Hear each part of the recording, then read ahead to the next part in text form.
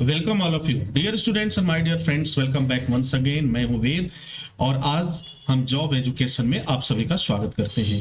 पहली बार में नौकरी प्राप्त करना है तो जॉब एजुकेशन आपके लिए वरदान साबित होगा। आज हम बात करेंगे प्रागैतिहासिक संस्कृतियों के बारे में। एक शब्द आपने सुना होगा, प्रागैतिहासिक और प्रागैतिहास। ये क्या है, ये संस्कृति क्या है? दो शब्द हैं और बहुत ही महत्वपूर्ण है।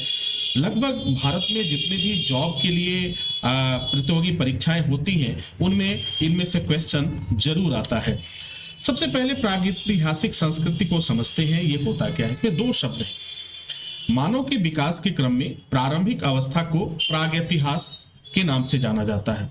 बहुत ध्यान दीजिएगा, आपसे क्वेश्चन हो सकता है कि प्रागैतिहास किसे कहते हैं या क्या होता है। तो इस चीज को समझिए, मानव के विकास के क्रम में प्रारंभिक अवस्था को प्रागैतिहास के नाम से जाना गया तथा इस दौरान हुए आविष्कार, परिवर्तन और दैनिक जीवन में प्रयोग आने वाली वस्तुओं को उस समय के लोग जो उपयोग किया करते थे उन सबको सामूहिक रूप से प्रागैतिहासिक बोला गया। और अगर हम प्रागैतिहास और प्रागैतिहासिक के समूह को लें तो इन सबको मिलाकर के कहा जाता है प्रागैतिहासिक संस्कृतियां। संस्कृतियां का मतलब होता है कि जो आपका व्यवहार होता है, आपकी जो लाइफ स्टाइल होती है, आप किस तरीके से रहते हैं और उस समय क्या क्या आप प्रयोग करते थे, किस तरह का खान पान आपका था, किस तरह का परिवेश था, किस तरह की परिस्थितियां थी, ये तमाम बातों को लेकर के एक सामूहिक रूप से एक नाम दिया जाता है, उसे हम कहते हैं प्रागैतिहासिक संस्कृतियां। ठीक है, तो तीन शब्द आपने यहाँ पे देखा। प्रागैतिहास, अगर कहीं प्रागैतिहास केवल शब्द आए तो आपको सिर्फ ये समझना है कि ये मनुष्य के जीवन की जो विकास क्रम की जो क्रम चला है उसकी प्रारंभिक अवस्था है, शुरुआती अवस्था है, उसे हम प्रागैतिहास कहते हैं। और इसमें इस समय जो कुछ भी उपयोग किया गया किसके द्वारा, उस मनुष्य के द्वारा जिसे मनुष्य की श्रेणी में रखा गया, उसके द्वारा जो कुछ भी उपयोग किया गया, जैसे खाने का सामान हुआ, पत्थरों के औजार हुए, इसके बाद से आपका क्या कहते हैं वहां की जो संस्कृति थी, शिकार करने का तरीका था, कैसे भोजन को संग्रहण करते थे, इकट्ठा करते थे, ये सब चीज मायने रखती हैं।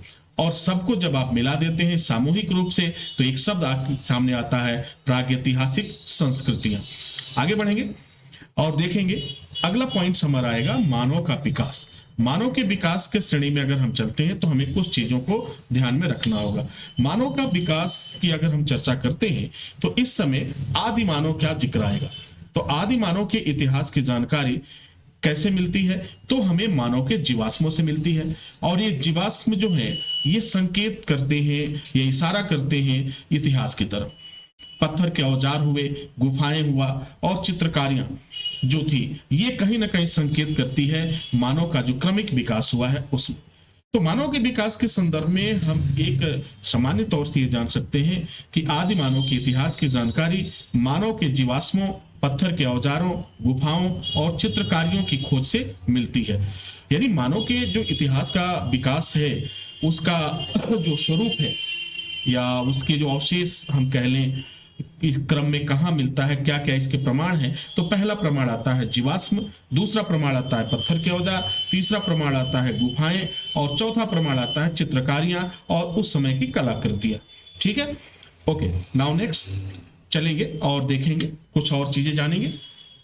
मानव के विकास यानी मानव का विकास से जुड़े कुछ शब्द, कुछ ऐसे प्रमुख शब्द हैं जिनका संबंध हमारे इतिहास से भी है, हमारे विकास क्रम से भी है और मनुष्य का जो विकास हुआ है जो ये शुरुआती दौर में, उन सब चीजों से है।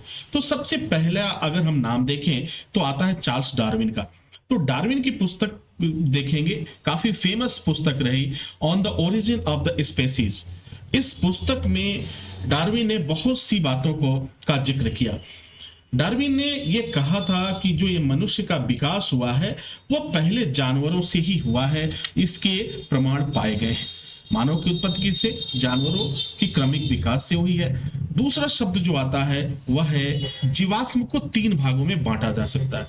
इस बुक के माध्यम से जो डार्विन ने किया कि इस चीज को अगर हम तीन भागों में ले लेते हैं तो शायद हमारा अध्ययन और भी आसान हो जाएगा, हम जान पाएंगे, समझ पाएंगे। पहला भाग क्या नाम उन्होंने दिया, होमो हैबिलस।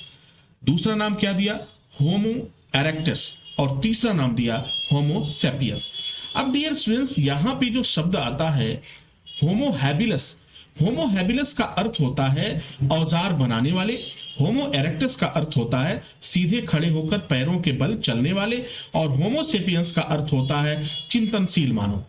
यानी मनुष्य को इन्होंने 3 कैटेगरी में बांटा, जिन्हें इन्होंने क्या कहा, इन्होंने कहा होमो हैबिलस, होमो इरेक्टस और होमो सेपियंस। बहुत ध्यान देना, इन तीनों शब्दों पर आपके क्वेश्चन बन सकते हैं और अक्सर बनते हुए आए हैं।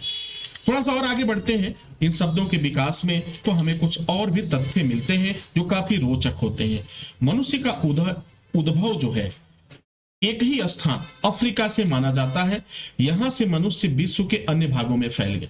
यानी मनुष्य के उद्भव की अगर हम बात करें तो मनुष्य का उद्भव कहां से माना गया, अफ्रीका से माना गया। और अफ्रीका से यह धीरे धीरे पूरे विश्व में फैल गए। थोड़ा और आगे चलेंगे। भारत में आदि मानव का अध्ययन के बारे में अगर हम देखें तो यहां पर हमें कुछ ऐसे तथ्य मिलते हैं। भारत में आदि मानव का अध्ययन प्रागैतिहास के अंतर्गत किया जाता है। एक कैटेगरीज बनाई गई, एक ऐसा ग्रुप बनाया गया, एक ऐसा श्रेणी बनाया गया जिसमें हम आदि मानव का अध्ययन करते हैं। और आदि मानव का अध्ययन करने वाले इस ग्रुप को हम क्या बोलते हैं, प्रागैतिहास बोला जाता है। ठीक है, थोड़ा और आगे चलेंगे। मानव का जिस रूप में साक्ष्य प्राप्त हुए हैं उसे रामापिथेकस कहते हैं। एक शब्द काफी इंपॉर्टेंट है, यूपीएससी और एसएससी के एग्जाम में अक्सर पूछा जाता है कि रामापिथेकस का संबंध किससे है। तो मानव का जिस रूप में साक्ष्य प्राप्त हुए उसे आप क्या बोलते हैं, रामापिथेकस की संज्ञा दी गई, उसे हम इस नाम से जाना जाता है। तो डियर स्टूडेंट्स, आपने देखा कि ये सभी जो पॉइंट्स हैं वो आपके एग्जाम के लिए काफी महत्वपूर्ण है। इन सब चीजों को ध्यान दीजिएगा। ये काफी शब्द आए आपके साथ। अफ्रीका शब्द मनुष्य के विकास की श्रेणी में आप देखेंगे तो अफ्रीका का बहुत ही महत्वपूर्ण योगदान माना गया। और कैसा योगदान, उस स्थान का, क्योंकि यह माना जाता है कि अफ्रीका से ही मनुष्य जो है पूरी दुनिया में फैल गए। भारत में प्राचीन आदि मानव का अध्ययन किसमें किया जाता है, तो प्रागैतिहास के अंतर्गत किया जाता है। मानव का जिस रूप से साक्ष्य प्राप्त हुए उसके लिए किस शब्द का प्रयोग किया गया, तो इसके लिए आपका जवाब होगा रामापिथेकस शब्द का प्रयोग किया जाता है। इसी तरह से कुछ और शब्द भी हैं कि चार्ल्स डार्विन ने अपनी किस पुस्तक में मानव के विकास से संबंधित व्याख्यान दिया या उसके प्रमाण दिए, तो on the origin of the species, इस पर भी क्वेश्चन आपके बनते हैं। और मानव की उत्पत्ति जानवरों की क्रमिक विकास से हुई है, ये भी काफी इंपॉर्टेंट है। मानव की उत्पत्ति किससे हुई है, जानवरों के क्रमिक विकास से हुई है। और जीवाश्म, अब यहाँ पे क्वेश्चन आएगा, जीवाश्म को 3 भागों में, कितने भागों में डिवाइड किया जा सकता, तो जाहिर सी बात है ये तो आपको मालूम ही होगा, 3 भागों में बांटा गया, जिसे हम नाम दिया होमो हैबिलस, होमो इरेक्टस और होमो सेपियंस। होमो सेपियंस जो था क्या था, चिंतनशील मानव था। होमो हैबिलस क्या था, होमो हैबिलस जो थे वो औजार बनाने में माहिर थे, औजार बनाने का कार्य करते थे। होमो इरेक्टस क्या था, होमो इरेक्टस सीधे खड़े होकर पैरों के बल चलने वाले मनुष्य थे। तो इस एक एक शब्द आपके एग्जाम के लिए काफी महत्वपूर्ण है।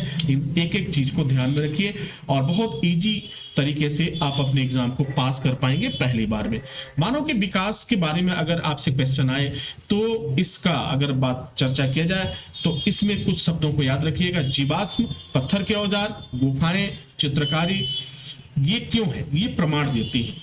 जीवाश्म से क्या मिलता है, मानव विकास का प्रमाण मिलता है। पत्थरों के औजार से क्या मिलता है, मानव विकास का प्रमाण मिलता है। गुफाओं और चित्रकारियों, कलाकारियों से क्या मिलता है, आदि मानव के विकास का जो क्रमिक विकास हुआ है, यानी हम कह सकते हैं मानव का विकास जो हुआ है उसकी हमें जानकारी मिलती है। तो डियर स्टूडेंट्स, आई होप कि ये सारी चीजें आपके लिए काफी फायदेमंद साबित होगी। एक एक शब्दों को आप समझेंगे, एक एक शब्द के अर्थ को जानेंगे और उसे आप जेहन में बैठाते जाएंगे। मेरी कोशिश रहेगी कि हर एक लेसन में, हर एक लेक्चर में आपको सारे तथ्य क्लियर हो जाएं और आपके वह दिमाग में फिट हो जाएं, ताकि किसी भी तरह का कोई भी कंफ्यूजन ना हो। Wish you all the best. Thank you.